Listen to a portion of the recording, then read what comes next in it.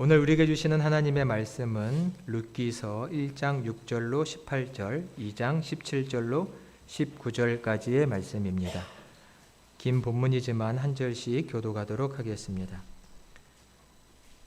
그 여인이 모압 사방에서 여호와께서 자기 백성을 돌보시사 그들에게 양식을 주셨다 함을 듣고 이에 두 며느리와 함께 일어나 모압 지방에서 돌아오려 하여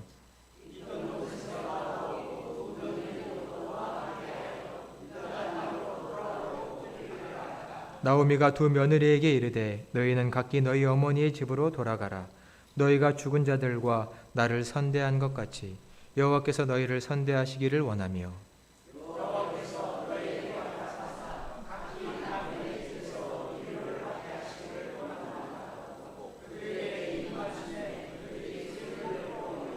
나오미에게 이르되 아니니이다. 우리는 어머니와 함께 어머니의 백성에게로 돌아가겠나이다 하는지라.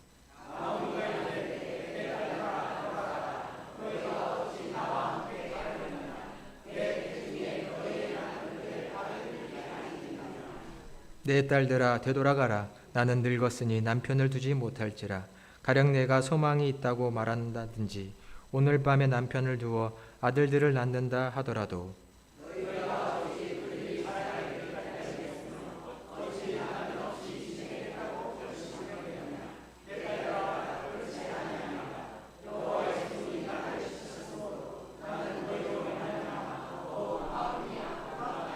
그들이 소리를 높여 다시 울더니 오르바는 그의 시어머니에게 입맞추되 룻은 그를 붙쫓았더라.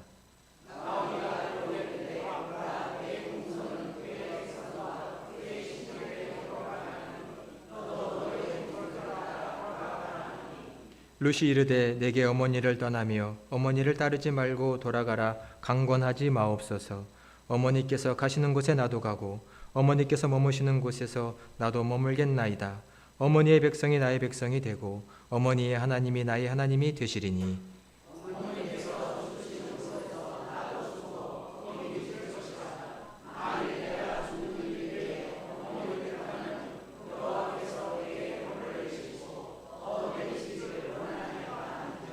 나오미가 룻이 자기와 함께 가기로 굳게 결심함을 보고 그에게 말하기를 그치니라.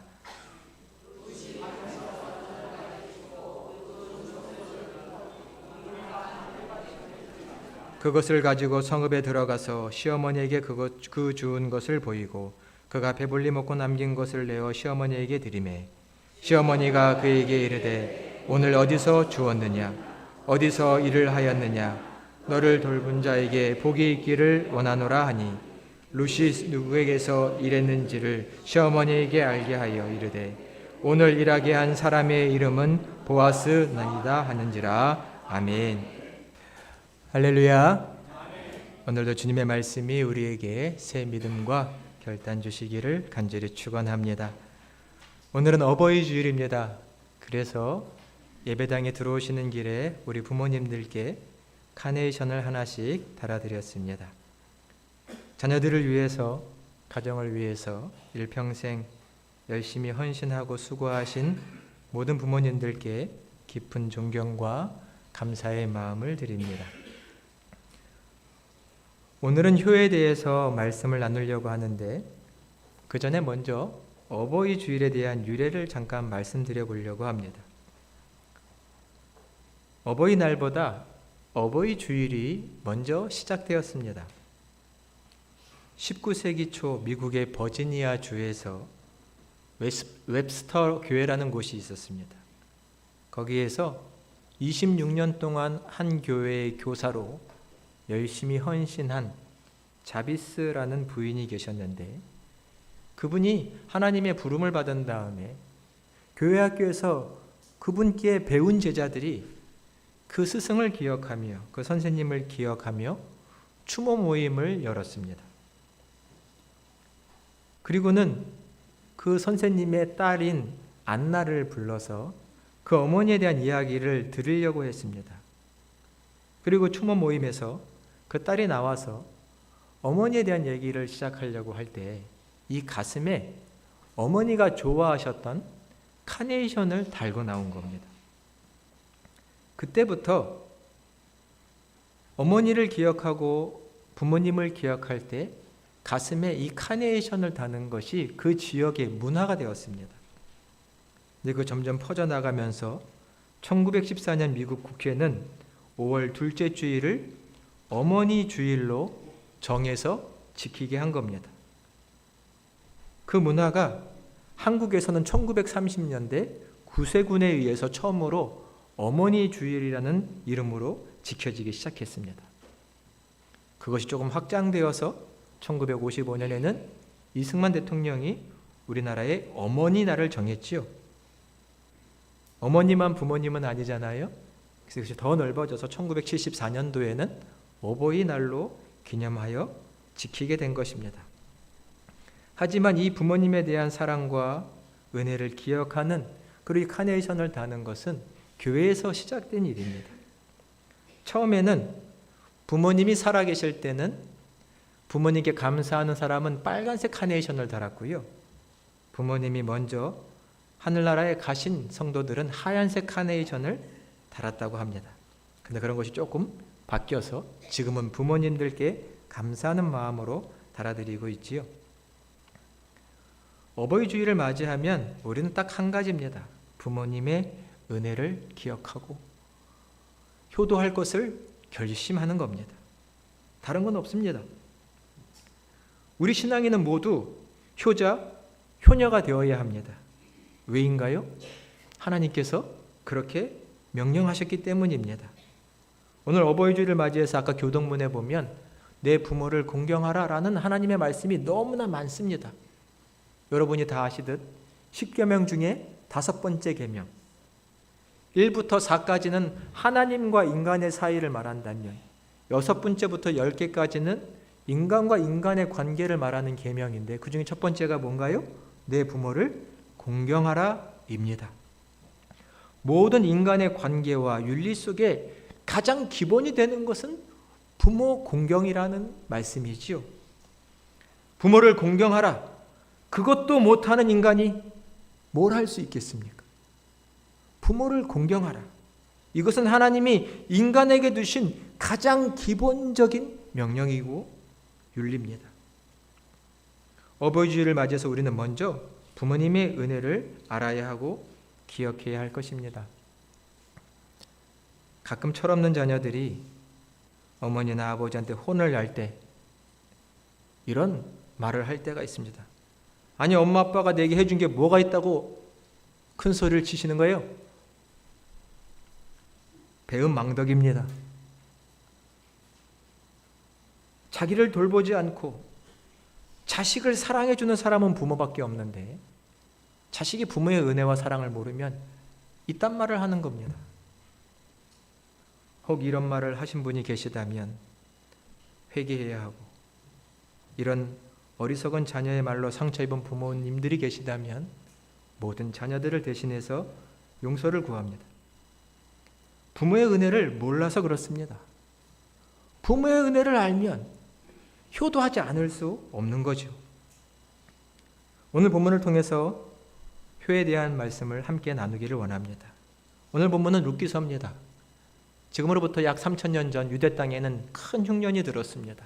도저히 살 수가 없습니다. 수많은 사람들이 기아에 죽어갔습니다. 오늘 말씀의 주인공이 되는 나오미 아내입니다. 그의 남편은 엘리멜렉이고요. 두 사이에는 두 아들이 있었습니다. 도저히 살 수 없어서 모든 집과 땅을 정리하고 모압 땅으로 피신해 갔습니다. 거기에 먹을 것이 있겠지. 지금과 달리 이방 땅에 가 살아간다는 것은 매우 힘들고 어려운 일입니다. 큰 결단이 필요합니다.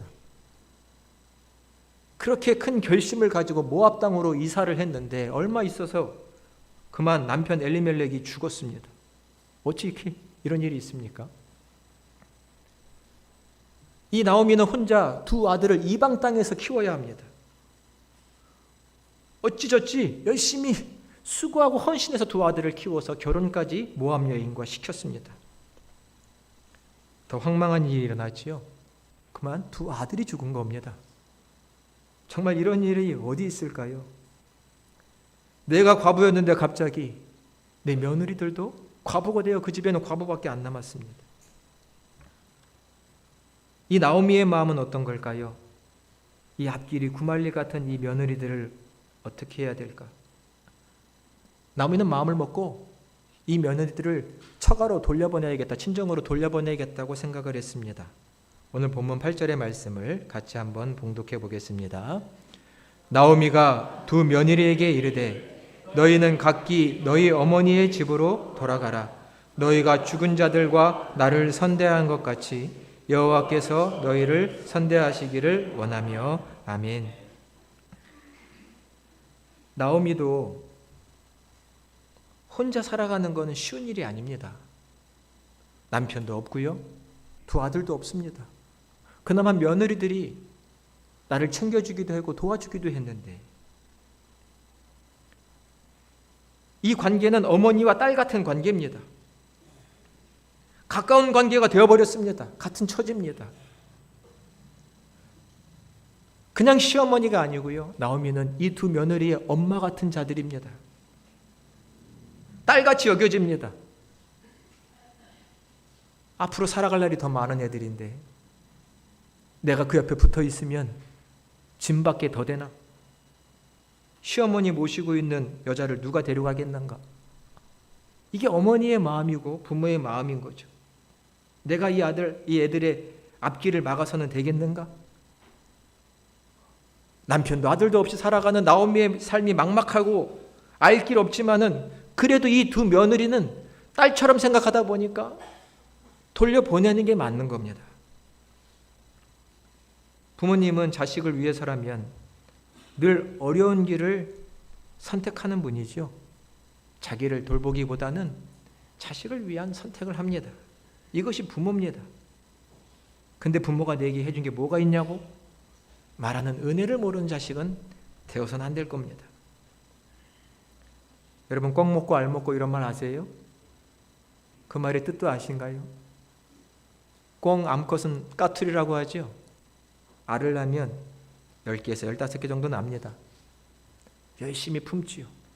알을 품고 있는데 사람이 나타나면 까투리는 도망 안 칩니다. 가만히 있습니다. 사람이 보면 이상하죠. 아니 왜 저 새는 도망도 안 가나? 내가 잡으면 끝인데. 가서 그냥 까투리 줍는 겁니다. 죽었더니 뭐도 있어요? 그 밑에 알도 있어요. 횡재했다는 얘기가 아닙니다. 동물도 자기가 낳은 알을 지키려고 그렇게 희생하는데, 하물며 만물의 영장인 사람, 그 부모가 자식을 향한 사랑은 오죽하겠습니까? 그것을 모르는 자녀가 아쉬운 거죠. 안타까운 건 늘 어려서 젊어서 부모의 은혜를 모른다는 겁니다. 부모의 은혜를 모르니 효도를 못합니다. 부모는 자식을 위해서 출세의 길도 포기하고 잘 나갈 수 있는 길도 포기하는데, 자식은 출세하겠다고 부모의 곁을 떠나는 게 자식입니다. 잘 살겠다고 날아가는 게 자식입니다. 어려서는 젊어서는 이렇게도 부모의 은혜를 모르고 부모를 섬길 줄을 모릅니다. 안타까운 일이죠. 저희가 잘 알고 있는 식구 하나를 같이 한번 읽어볼까요? 화면에 보여주시겠어요? 우리 같이 한번 읽어보겠습니다. 어버이 살아실제 섬기기를 다하여라. 돌아가신 후에야 애달타 어이하리. 일 중에 고쳐 못할 일은 이뿐일까 하노라. 아멘. 잘 알죠, 우리가?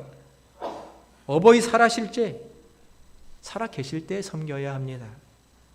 떠나신 다음에 가슴 아파 해봤자 소용이 없지요. 일 중에 고쳐 못할 일이 이뿐인가 하노라. 후회되는 일이 세상에 얼마나 많습니까만, 가장 후회되는 일이 부모님 살아계실 때 효도하지 못한 일이 지나가 보면 가장 후회되는 일이라는 겁니다. 젊을 때는 열심히 성공해보겠다고 잘 살아보겠다고 부모도 안중이 없었던 자식들, 부모가 지나가시는 것도 모릅니다. 부모가 살아계실 때 효도해라 라는 얘기죠.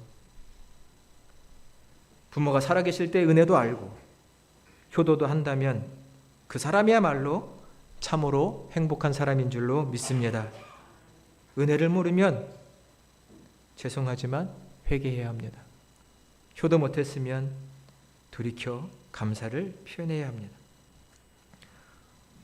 부모를 효한다는 것은 부모를 섬기고 따르는 것을 말합니다. 오늘 말씀에 나오미가 두 며느리 자꾸 가라는 겁니다. 얘들아 가라. 너에게 짐되고 싶지 않다. 너희 앞길을 막고 싶지 않다. 어머니가 등 떠밀어서 가라고 합니다. 우리 14절의 말씀도 같이 봉독해 보겠습니다. 14절입니다. 그들의 소리를 높여 다시 울더니 오르바는 그의 시어머니에게 입맞추되 룻은 그를 붙쫓았더라. 아멘. 시어머니가 계속 가라고 하니까 아마 이 세 여인이 서로 붙들고 펑펑 울었을 겁니다. 통곡했을 겁니다. 어머니 어떻게 그래요? 가거라. 펑펑 울면서 얘기했을 겁니다. 그러다가 오르바는 그 큰 며느리인데요. 아쉬운 마음을 뒤로하고 작별을 고하고 떠납니다. 그런데 룻은 떠나지 않습니다. 한사코 어머니를 붙들고 놔주지를 않는 겁니다. 말씀해 보니 붙쫓았더라라고 되어 있습니다. 다바크라는 히브리 말은 붙잡고 물고 늘어진다, 놓지 않는다 이런 뜻도 있고요. 겉으로 드러나는 행동입니다. 마음으로는 그 마음이 기울어져서 존경하고 섬겨 따른다라는 뜻도 담겨 있습니다. 그냥 겉으로 어머니를 떠나기 싫은 척 쇼하는 게 아니고 룻은 정말로 어머니를 존경했다는 겁니다. 존경하고 따르면서 그의 신앙을 본받았다는 겁니다. 늙은 어머니를 홀로 둘 수 없었다는 겁니다. 나를 제발 가라고 하지 마십시오, 어머니. 전 어머니 따라갈 겁니다. 오늘의 본문 16절과 17절도 같이 한번 봉독해 보겠습니다. 룻이 이르되 내게 어머니를 떠나며 어머니를 따르지 말고 돌아가라 강권하지 마옵소서. 어머니께서 가시는 곳에 나도 가고 어머니께서 머무시는 곳에서 나도 머물겠나이다. 어머니의 백성이 나의 백성이 되고 어머니의 하나님이 나의 하나님이 되시리니 어머니께서 죽으시는 곳에서 나도 죽어 거기 묻힐 것이라. 만일 내가 죽는 일 외에 어머니를 떠나면 여호와께서 내게 벌을 내리시고 더 내리시기를 원하나이다 하는지라. 아멘. 이 며느리의 얘기를 보십시오. 딸입니다. 어머니가 가시는 곳에 나도 가고 어머니가 머무시는 곳에 나도 머물고 어머니 백성이 내 백성입니다. 어머니가 섬기시는 하나님이 내 하나님입니다. 어머니가 죽으시는 곳에서 나도 죽을 겁니다. 이런 마음이 어떻게 들까요? 어머니가 베풀어 주신 은혜를 알기 때문입니다. 나오미의 인생 참으로 우여곡절이 많은 인생이지만 지금 이 순간만큼은 행복한 사람입니다. 며느리가 딸이 되어서 나는 결코 어머니 안 떠나요. 어머니와 함께 할 거예요. 어머니가 보여준 덕, 사랑, 믿음이 뭔지를 이 딸이 알았습니다. 룻이 알았습니다. 그러니까 마음이 어머니와 합해져서 떠나지 않겠다는 겁니다. 어머니와 한 마음 되었고 한 사랑을 가지고 있고 한 믿음을 가지고 있습니다. 결코 어머니 안 떠날 겁니다. 어머니가 죽는 곳에 다 죽을 겁니다. 어머니와 딸의 사랑과 효이죠. 우리는 룻을 통해서 이 마음을 배워야 할 것입니다. 부모를 공경한다는 것은 우리에게는 신앙의 가장 기본입니다. 부모 공경. 사랑은 부모의 자식 사랑은 내리 사랑이란 말을 하죠. 그래도 됩니다. 어린 자식의 똥은 향긋하다고 하죠. 그래도 자식에 대한 사랑은 자연스럽게 물이 위에서 아래로 흐르는 것처럼 됩니다만 자식이 부모 사랑하는 것은 치사랑이라고 하죠. 물이 거꾸로 올라가는 것처럼 힘든 겁니다. 애써야 하는 것이고 노력해야 하는 것입니다. 그래서 효도는 가르치고 배우게 해야 합니다. 어린아이들이 부모에게, 할아버지, 할머니에게 절도 하게 해야 하고요. 옷을 갖춰 입고 인사도 하게 해야 하고요. 이렇게 어버이날이 되면 때가 돼서 색종이든 뭐든 카네이션도 만들어 달아드리게 하고 편지도 써오게 하고 효도는 가르쳐야 됩니다. 가르쳐야 배우고 몸에 익습니다. 왜요? 치사랑이기 때문입니다. 계속해서 가르쳐야 나이가 먹고 늙어도 부모를 공경하는 그런 귀한 자식이 되는 거죠. 효는 사람의 기본도리이기 때문에 늘 배우고 익혀야 합니다. 특히 효도는 부모에게서부터만 배우고 배울 수가 있습니다. 부모를 공경하는 걸 어디 가서 배웁니까, 여러분? 남의 집에 가서 부모 공경하는 거 배울 수 있습니까? 배울 데가 없습니다. 부모 공경은 내 부모에게서만 배웁니다. 효자가 난 집에서 또 효자가 나는 거고, 효녀가 난 집에서 또 효녀가 나는 거죠. 불효자의 집에서는 불효자밖에 안 나옵니다. 왜냐하면 보고 배우는 거기 때문입니다. 우리의 부모님이 할아버지 할머니를 어떻게 섬겼는지를 자녀들이 보고 배우는 거죠. 딴 데선 배울 길이 없습니다. 이렇게 듣는다고 얼마나 할까요? 모릅니다. 봐야 할 수 있는 겁니다. 오늘 룻기 2장 17절부터 19절에 보면 룻이 유대 땅으로 어머니와 함께 건너갑니다. 아무것도 없습니다. 가진 거 아무것도 없습니다. 사람들은 뒤에서 수근수근 거립니다. 아니, 살아보겠다고 떠날 때는 언제더니 그 남편이 죽었대, 두 아들도 죽었대. 완전 망한 거야. 저주받은 거 아니야? 뒤에서 수근거리는 나옴입니다. 이방 며느리 하나 데리고 왔대. 근데 이 며느리가 그런 어머니의 마음도 당연히 알고 있겠죠. 어머니께 말합니다. 어머니, 지금 추수 때인데요. 제가 밭에 나가서 이삭이라도 주워가지고 저희 먹을 것을 챙겨오겠습니다. 그리고 나가서 추수 때 남자들이 바글바글한 그 밭에 나아가서 허리를 굽혀 떼양볕을 떼어가면서 이삭을 주었습니다. 알곡을 주었습니다. 성경에 보니 그 주운 것만 한 에반데 14, 15kg 되는 겁니다. 꽤 많은 거죠. 얼마나 열심히 주웠는지를 알 수 있습니다. 그 땅에 떨어진 알갱이들을 주워 모아서 15kg를 만들어냈습니다. 어머니를 잘 섬기고 공개해야 한다는 마음이 있는 거죠. 이렇게 많이 알곡을 주워 놓고도 집에 와서는요, 어머니 나오미에게 어머니 오늘 하루 동안 이런 일이 있었어요. 누구의 밭에 갔고요. 어떻게 일을 했고요. 누가 저에게 물도 줬습니다. 선대에서 잘 주울 수 있었습니다. 상세하게 얘기합니다. 룻을 통해서 부모를 공경하는 방법을 두 가지 배울 수 있으니 첫 번째는 물질을 드리는 겁니다. 부모를 공경한다는 것은 물질로 섬겨야 합니다. 그리고는 대화를 나눠야 됩니다. 이것은 기본입니다. 부모님과 대화하고 물질로 섬기는 것. 여러분, 가나안 농군학교 아시는 분들도 계실 겁니다. 지금은 조금 젊은 분들은 모르실 수도 있는데 가나안 농군학교를 세운 분이 김용기 장로님이라고 하는 분입니다. 잠깐 화면을 보여주시겠어요? 이분이 농민운동으로 유명한 분이죠. 일하기 싫으면 먹지도 말라라는 분을 가장 많이 얘기한 분이 이분이기도 합니다. 가나안 농군학교를 세운 분 설립자로 유명하기도 하지만 이분은 효자로도 유명합니다. 어머니를 등에 업고 나들이 가는 게 이 장로님의 특징이었습니다. 어머니를 등에 업고 나들이를 갑니다. 출근할 때면 어머니 친구분의 어머니를 모셔다 드리고 퇴근할 때는 그 집에 들려서 어머니를 모시고 옵니다. 돌아와선 다리를 주물러 드리면서 하루 종일 무슨 일이 있었는지를 얘기해 드립니다. 효자입니다. 효자 밑에 효자가 있는 법입니다. 그의 아들 김평일 장로님도 효자였습니다. 그는 효도 운동을 일으킨 분입니다. 아버지의 말을 빌려서 효도하기 싫거든 먹지도 말라라고 가르쳤습니다.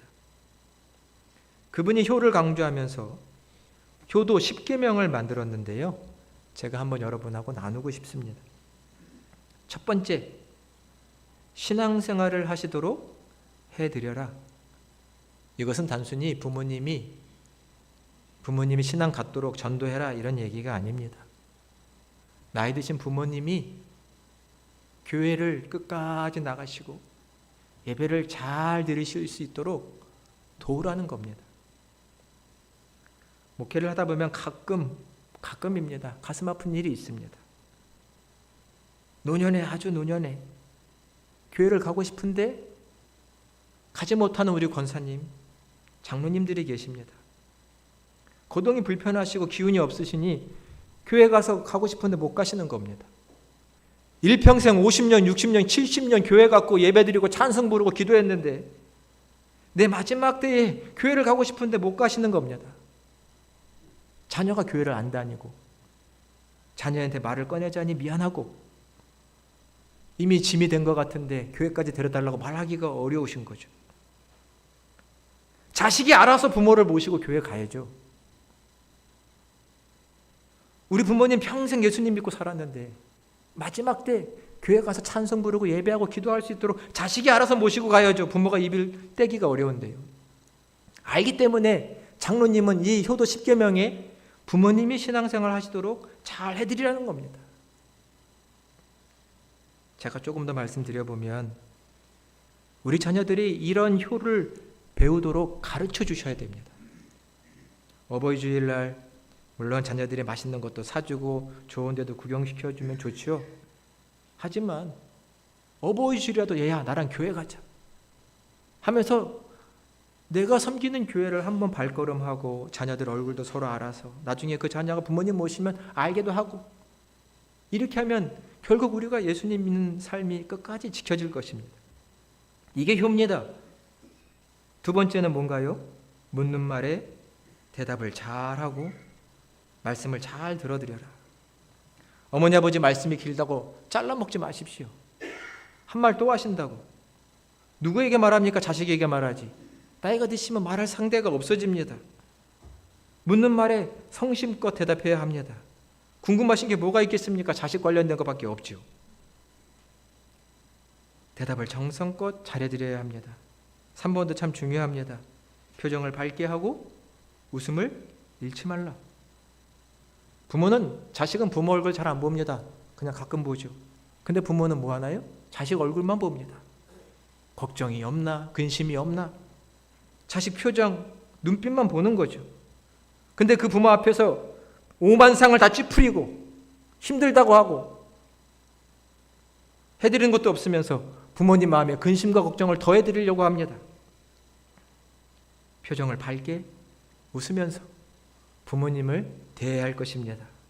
그것이 효도입니다. 네 번째, 항상 궁금증을 풀어드려라. 부모님이 가지고 있는 궁금증은 자식 궁금증밖에 없습니다. 뭐 노년에 뭐가 궁금하시겠어요? 세상 이치가 궁금하시겠습니까? 내 아들, 딸 어떻게 사는지가 궁금하신 겁니다. 그거 묻기 전에 말씀드리는 거죠. 이런 일이 있었습니다. 저런 일이 있습니다. 잘하고 있습니다. 말씀드리면 마음의 걱정, 근심이 사라지는 것이죠. 이게 효도입니다. 여섯 번째, 용돈을 정기적으로 드려라. 부모님, 얘야 나 용돈 좀 다오. 이런 말 안 꺼내게 해드려야 됩니다. 알아서 드려야 합니다. 여섯 번째, 향토적인 음식을 공개하자. 평생 내가 고향에서 나온 음식, 계절마다 나오는 맛있는 음식, 그거 뭐 얼마나 합니까? 사다 드리면서 드리면 아들이 딸이 사왔다고 좋아하시는 거죠. 그런 기쁨 드리면 되는 겁니다. 일곱 번째도 중요한 것 같은데요. 외모를 아름답게 꾸며드려라. 나이가 드시면 허리도 굽고 체형도 작아지고 죄송한 말씀이지만 조금 몸에서 냄새도 나고 부모님이 잘 아시죠? 알아서 해드려야죠. 알아서 옷까지도 챙겨드리고 빗질도 해드리고 깨끗하게 해드리면 부모는 바랄 게 없는 거죠. 일거리를 찾아드려라. 노동하시라는 게 아닙니다. 심심하지 않게, 외롭지 않게 일거리도 드리면서 남은 시간을 보낼 수 있도록 자식들이 신경 써야 하는 것이죠. 아홉 번째, 친구를 자주 만나도록 해드려야 합니다.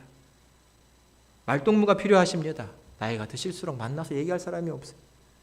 그러면 가까운 친구 만나게 해드려야 됩니다. 모셔다 드리기도 하고 모시고 오기도 하고 식사하시라고 돈도 드리고 하면서 자주 친구를 만나게 해드려야 되는 거죠. 마지막 열 번째, 이건 장로님의 마음이 잘 담겨 있는 것 같아요. 뭐라고 하셨냐면 등도 긁어드리고 손도 발톱도 깎아드려라. 너무나 실질적인 얘기지만 전 마음에 많이 와닿더라고요. 나이가 드셔서 손톱 발톱도 잘 안 보이고 깎다가 다치실 수도 있고 깎아도 드리고 등도 긁어드리고 하면서 얘기도 하는 이런 효도 10계명을 우리 장로님이 김평일 장로님이 만들어 놓으셨는데 나중에 한번 생각해 보시기 바랍니다. 한번 보세요. 여기 다 쉬운 일입니다. 어려운 게 하나도 없습니다. 근데 남의 일처럼 여겨지신다면 우리는 다 회개해야 합니다. 나오미는 자기의 시어머니지만 어머니를 잘 공개했고 섬겼습니다. 따랐고 섬겼습니다. 그러자 하나님이 복을 주십니다. 보아스라고 하는 나오미의 가까운 친척이 남편이 되었고요. 아들을 낳았습니다. 오벳입니다. 오벳의 아들은 이세고 이세의 아들은 다윗 왕입니다. 즉 룻은 다윗 왕의 증조할머니가 되었고요. 예수 그리스도의 계보에 오른 여인이 된 겁니다. 이방 여인이었지만 어머니를 효도하고 공개하고 섬겼을 때 이러한 복을 받았습니다. 우리 마지막으로 신명기 5장 16절의 말씀을 함께 봉독하도록 하겠습니다. 신명기 5장 16절입니다. 너는 내 하나님 여호와께서 명령한 대로 내 부모를 공경하라. 그리하면 내 하나님 여호와가 내게 준 땅에서 내 생명이 길고 복을 누리리라. 아멘. 하나님은 부모를 공경하라고 하시면서 우리에게 복을 명령하고 약속하셨습니다. 우리가 부모를 공경하는 가장 인간으로서 기본적인 복을 다하면 내가 너 복 주고 잘되게 해주겠다는 겁니다. 오직 이러한 축복을 받으시는 저와 여러분이 되시기를 간절히 축원드립니다. 기도하겠습니다.